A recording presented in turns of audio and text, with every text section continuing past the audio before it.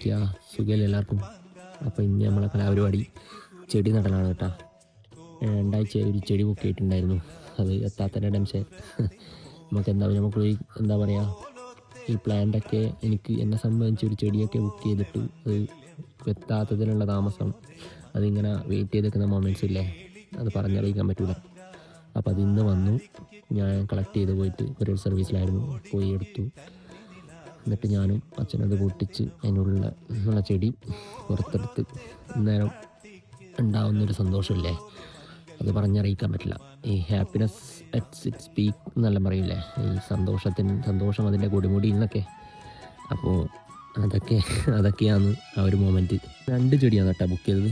അതിലൊന്ന് മോൺസ്റ്റർ ഡെലിസിയോസ എന്ന് പറയുന്ന ചെടിയാണ്. അത് അടിപൊളി പ്ലാന്റാണ്, എന്താ പറയുക, നല്ല ഒരു ഭംഗിയാണ് അതിനെ കാണാൻ. ഇൻഡോർ ആയിക്കോട്ടെ ഔട്ട്ഡോർ ആയിക്കോട്ടെ നമുക്ക് വളർത്താൻ പറ്റുന്നൊരു ചെടിയാണത്. ഒരു ഭംഗിയുള്ള വലിയ ഇലയൊക്കെ ആയിട്ട് ഇലക്ക് നടുവിലൂടെ കീറുകളൊക്കെ വന്നിട്ടുള്ളൊരു ഇലയാണ്, ഒരു ചെടിയാണത്. നല്ല രസമാണ്. അതിൻ്റെ ഭംഗി വേണ്ടിയിട്ട് തന്നെയാണ് ഞാൻ വാങ്ങിയത്. അപ്പോൾ അത് ഒന്നാമത്തെ ചെടി. രണ്ടാമത്തെ കർട്ടൻ ക്രേപ്പറാണ്. അത് എല്ലാവർക്കും സുപരിചിതമായിട്ടുള്ളൊരു ചെടിയാണത്. കാട് പോലെ നല്ല എന്താ പറയുക, വള്ളിച്ചെടി പോലെ വളർന്നു പിടിക്കുന്ന ഒരു ചെടിയാണത്.